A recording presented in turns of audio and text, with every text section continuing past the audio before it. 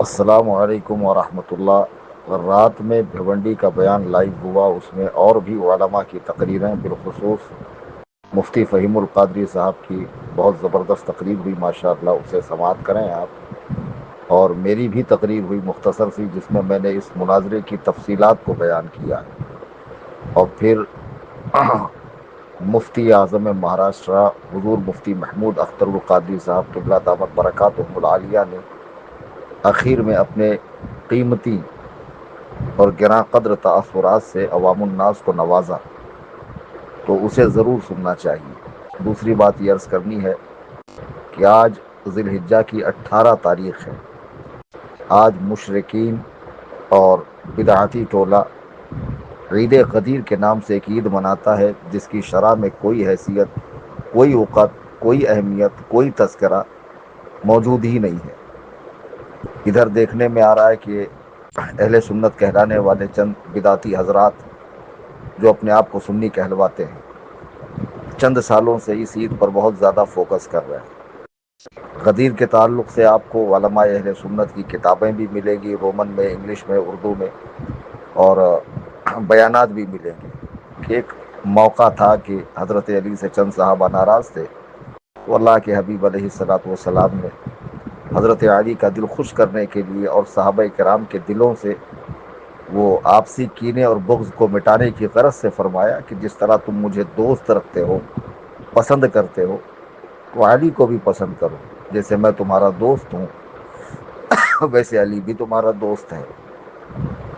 اگر مولا بمانا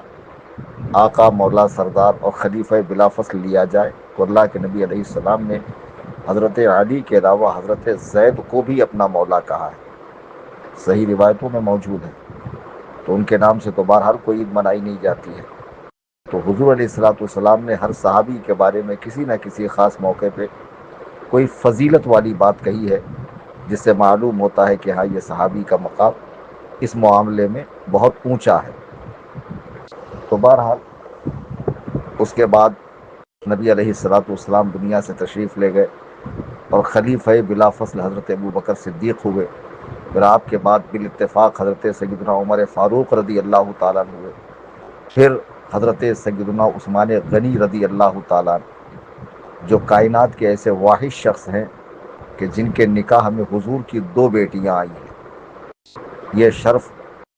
کسی بھی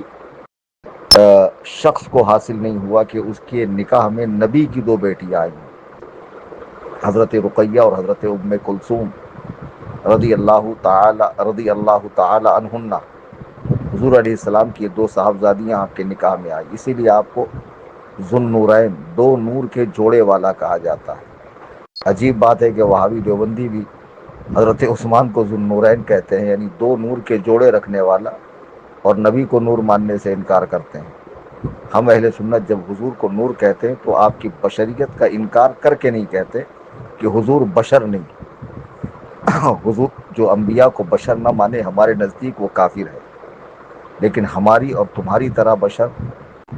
یہ کہنے والا سخت بے ادب گستاخ ہے۔ حضور علیہ الصلوۃ والسلام نوری بشر ہے۔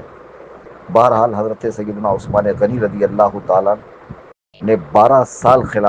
امور خلافت کو انجام دیا، اور ایسے سخی، ایسے بہادر، ایسے حیا والے اور نبی کے ایسے چاہنے والے کہ حضور کے نام پر اپنے خزانوں کے منہ کھول دیتے تھے۔ تبھی بالاتفاق مسلمانوں نے آپ کو اپنا تیسرا خلیفہ بنایا۔ اخیر کے 6 سال آپ کی خلافت کے بہت شاندار گزرے، اور اخیر کے 6 سالوں میں سبائی فتنے نے، یہ جو آج کا رافضی فتنہ ہے، اس نے بہت مکاریاں کی، تو سیدنا عثمان غنی رضی اللہ تعالیٰ کے گھر کو گھیر لیا گیا بوقت شہادت، اور 12 دن آپ پر پانی بند کیا گیا۔ اسی لیے رات میں نے تقریر میں کہا تھا، جو لوگ محرم میں سبیل حسین لگاتے ہیں اور امام عالی مقام کی روح پاک کو ثواب پہنچانے کی نیت سے لوگوں کو پانی پلاتے ہیں، ان کو چاہیے کہ وہ 18 ذی الحجہ کو سبیل عثمان کا اہتمام کریں اور پیاسوں کو پانی پلائیں، ٹھنڈا پانی پلائیں، گرمی کا موقع ہے، اور خوب خدمت کریں۔ حضرت عثمان غنی رضی اللہ تعالیٰ کو 82 سال کی عمر میں شہید کیا گیا، اور 12 سال آپ نے امور خلافت کو انجام دیا۔ ان کی شہادت کی خوشی میں یہ رافضی، یہ شیعہ، یہ یہودی عید غدیر مناتے ہیں، اس کا حضرت علی رضی اللہ تعالیٰ عنہ سے کوئی تعلق نہیں ہے۔ ذرا سوچئے کہ دشمنان صحابہ، ان کے ایمان کا انکار کرنے والے، کائنات کے بہترین لوگوں کا ایمان کا انکار کرنے والے، خدا کی قسم اگر ان کے ایمان کو ایک پلے میں رکھا جائے اور پوری امت کے ایمان کو ایک پلے میں رکھا جائے قیامت تک پیدا ہونے والوں کے، تب بھی ان کے ایمان کا پلہ بھاری رہے گا۔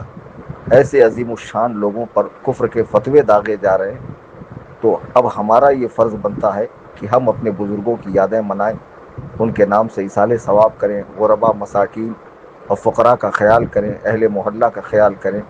اپنے غریب رشتہ داروں کو پوچھیں جو ہسپتالوں میں ہیں، علاج کے لیے تڑپ رہے ہیں پیسوں کی غرض سے، آپ ان کی مدد کریں۔ غرض کہ جس طرح بھی ہو سیدنا حضرت عثمان غنی کی بارگاہ میں اصالے ثواب کرنے کی غرض سے آپ ضرور غربا و مساکین کا خیال کریں، اور جس طرح وہ عثمان غنی تھے اور سخی تھے، آج ان کی بارگاہ میں اصالے ثواب کے لیے آپ بھی سخاوت کا دروازہ کھولیں۔ آپ جانتے ہیں ممبئی میں خانقاہ حنفیہ قائم ہونے والی ہے، جہاں سے صحیح معنوں میں دین و سنیت کا کام ہوگا، اور یہ بدعتی ٹولہ جو دین کی شکل بدلنا چاہتا ہے، خانقاہوں میں بیٹھ کر انہیں بتایا جائے گا کہ حقیقی خانقاہ ہوتی کیسے ہے اور وہاں سے کس طرح دین و سنیت کا کام ہوتا ہے۔ اس کے لیے آپ ہر موقع پر تعاون کرتے ہیں۔ میں احباب سے گزارش کروں گا کہ آج امیر المؤمنین خلیفۃ المسلمین حضرت سیدنا مولا عثمان بن عفان رضی اللہ تعالیٰ عنہ کا یوم شہادت ہے، تو ضرور آپ شہادت کی نسبت سے 1800 روپے یا ان کی خلافت اور عمر شریف کی نسبت سے 1282 روپے یا جتنا بھی اللہ تعالیٰ نے آپ کو نوازا ہو، آپ اس چینل کے اوپر جائیں گے تو آپ کو اسکینر ملے گا، تو اس اسکینر کے اوپر آپ اپنی رقم پیش کریں، نفلی صدقہ پیش کریں، اس نیت کے ساتھ کہ مولا تعالیٰ میں تیرے نبی علیہ الصلوۃ والسلام کے داماد اور مسلمانوں کے تیسرے خلیفہ اور عظیم ترین ہستی کی بارگاہ میں اصال ثواب کر رہا ہوں، ان کے صدقے میری جملہ مشکلات کو، پریشانیوں کو دور فرما۔ میرا یقین یہ کہتا ہے کہ اس سچی نیت کے ساتھ اگر آپ نفلی صدقہ پیش کریں گے تنظیم میں، تو آپ کو ضرور اس کا اجر ملے گا اور فائدہ حاصل ہوگا، اور ہمیں خانقاہ بنانے میں آسانی ہوگی، رقم جلدی جمع ہوگی، تو انشاءاللہ خانقاہ کی جلد ہی جگہ لی جائے گی۔ آپ حضرات ضرور تعاون کریں، اور جو مکاریاں 13 جون کو میرے ساتھ ہوئی ہے، دھیرے بہت سے حقائق مجھے آپ تک پہنچانے ہیں، انتظار کیجئے، زیادہ سے زیادہ لوگوں کو جوڑیے، جو آپ کی جتنی حیثیت ہے آپ نفلی صدقہ پیش کریں، آپ کی کوئی حیثیت نہیں، آپ چینل کے ممبر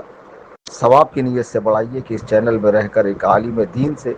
لوگ دین سیکھیں گے، حقائق کو سیکھیں گے، باطل کا رد ہوگا، ان کے ایمان و عقیدے کی حفاظت ہوگی، تو یہ بھی آپ کے لیے ثواب ہے۔ اللہ تعالیٰ آپ کو جزائے خیر عطا فرمائے۔